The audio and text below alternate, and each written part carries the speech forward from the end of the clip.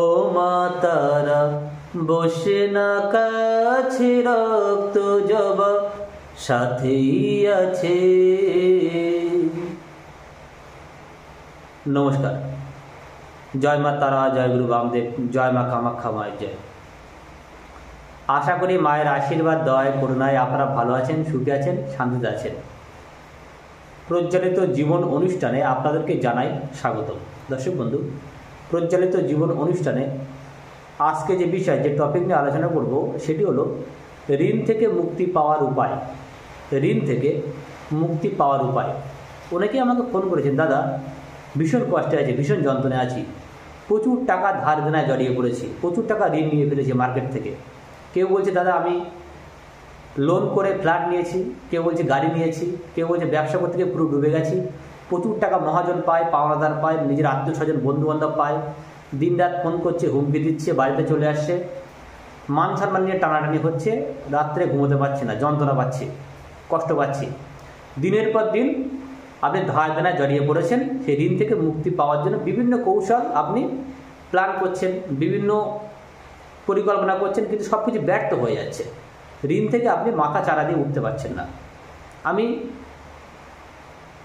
কিছু গুরুমুখী বিদ্যা, যেগুলো আমার গুরুর থেকে শেখা, সেগুলো শেয়ার করছি। এই বিদ্যাগুলো মনে অগাধ বিশ্বাস, ভক্তি, ভালোবাসা নিয়ে করুন। দেখবেন যত টাকা ঋণ নিয়ে থাকুন না কেন, ঋণ আস্তে আস্তে শোধ হবে। আপনার প্রতি ঋণের চাপ দিনের পর দিন কমে আসবে। আপনি আস্তে আস্তে ঋণ থেকে মুক্তি পেয়ে যাবেন। সে আপনি যত টাকায় ঋণ নিয়ে থাকেন না কেন, আপনার রাস্তা খুলে যাবে, আপনি আস্তে আস্তে সেখান থেকে বেরিয়ে আসতে পারবেন। তবে এই ধরনের বিদ্যা প্রয়োগ করার ক্ষেত্রে ঈশ্বরের প্রতি প্রচুর বিশ্বাস, ভক্তি, ভালোবাসা থাকা প্রয়োজন ও গুরুর প্রতি আস্থা থাকা প্রয়োজন। যারা এই ধরনের বিদ্যা প্রয়োগ করতে চাইছেন, আমাকে একটিবার ফোন করে অনুমতি নিয়ে নেবেন। আপনি ব্যবসা করতে গিয়ে ডুবে গেছেন, আপনি বিভিন্ন ইএমআই চক্রে পড়ে গেছেন, অনেক টাকা ধার দেনা করে ফেলেছেন, সব কিছু কিন্তু আস্তে আস্তে মিটে যাবে। এই বিদ্যার সাহায্যে বহু মানুষ উপকৃত, বহু মানুষকে দিয়েছি। বহু মানুষ সুসাইডের জায়গায় ছিল, যে দাদা আমি আর বাঁচবো না, আমি মরে যাবো পাওনাদার উৎপাতে, সেখান থেকে কিছু বেঁচে গেছে। সুতরাং মনে বিশ্বাস নিয়ে করবেন। কি করবেন? প্রতি শুক্রবার, অন্তত 5 থেকে 7 সপ্তাহ, প্রতি শুক্রবার মা লক্ষ্মীর কোনো ফটো বা পিকচারের সামনে আপনি গোলাপ ফুল, গোলাপি রঙের গোলাপ ফুল অথবা লাল রঙের গোলাপ ফুল, গোলাপি রঙের গোলাপ ফুল অথবা লাল রঙের গোলাপ ফুল কুমকুম মাখিয়ে, কুমকুম দশকর্মা ভাণ্ডারে কিনতে পাওয়া যায়। কুমকুম অত্যন্ত মা লক্ষ্মীর পছন্দের একটা সামগ্রী। কুমকুম আপনি গোলাপ ফুলে মাখিয়ে নেবেন সামান্য পরিমাণে। মা লক্ষ্মীর চরণে আপনি গোলাপ ফুলটা নিবেদন করবেন শুক্রবার সকাল 10টার আগে করলে খুব ভালো হয়। সকাল 10টার মধ্যে কাজটা করবেন। মা লক্ষ্মীর সামনে আপনি ধূপ প্রদীপ জ্বালিয়ে মা লক্ষ্মীকে একটা গোলাপ ফুল নিবেদন করবেন মা লক্ষ্মীর চরণে বা পিকচারের সামনে রেখে। একটা সন্তান মাকে যেভাবে আকুতি মিনতি জানায়, যেভাবে ভক্তি ভালোবাসা জানায়, সেইটা আপনি হাত জোর করে মা লক্ষ্মীকে আপনি প্রার্থনা করবেন যে মা আমি এই সমস্যায়, আমি এত টাকা ধার করে ফেলেছি, এত টাকা ঋণ হয়ে গেছে, আমি এই যন্ত্রণায় এই কষ্টে আছি, আমার ঋণ থেকে মুক্তি দাও মা বলে আপনি মনের আর্জি থেকে একদম গভীর থেকে ভিতর থেকে মাকে সমস্যার কথা জানাবেন, মা লক্ষ্মীকে সমস্যার কথা জানাবেন। পরপর কয়েক সপ্তাহ করতে থাকুন, দেখবেন আস্তে আস্তে কিন্তু মা লক্ষ্মীর আশীর্বাদ আপনার উপর পড়বে। মা লক্ষ্মী কিন্তু আপনার পথ দেখাবে। কিছু না কিছু উপায় অবশ্যই বার হবে। সঙ্গে আর একটা গুপ্তবিদ্যা প্রয়োগ করতে হবে। সেটি হলো কয়েকটা সপ্তাহ, কয়েকটা শনিবার, অন্তত কয়েকটা শনিবার প্রাচীন কোনো অশ্বত্থ গাছ, প্রাচীন অশ্বত্থ গাছ দেখবেন প্রচুর জায়গায় অ্যাভেলেবেল আছে। প্রাচীন অশ্বত্থ গাছ, যত প্রাচীন অশ্বত্থ গাছ হবে কাজটা তত ভালো হবে। বেলা 12টার আগে, মানে দুপুর 12টার আগে আপনি অশ্বত্থ গাছে গোড়ায় যাবেন। গোড়ায় গিয়ে একটা তিল তেলের প্রদীপ জ্বালাবেন। তিল তেলের প্রদীপ অবশ্যই মাটির প্রদীপ হতে হবে। মাটির প্রদীপের মধ্যে তিল দেবেন, তিল তেল দেবেন, দিয়ে সলতে দিয়ে সেটাকে জ্বালাবেন।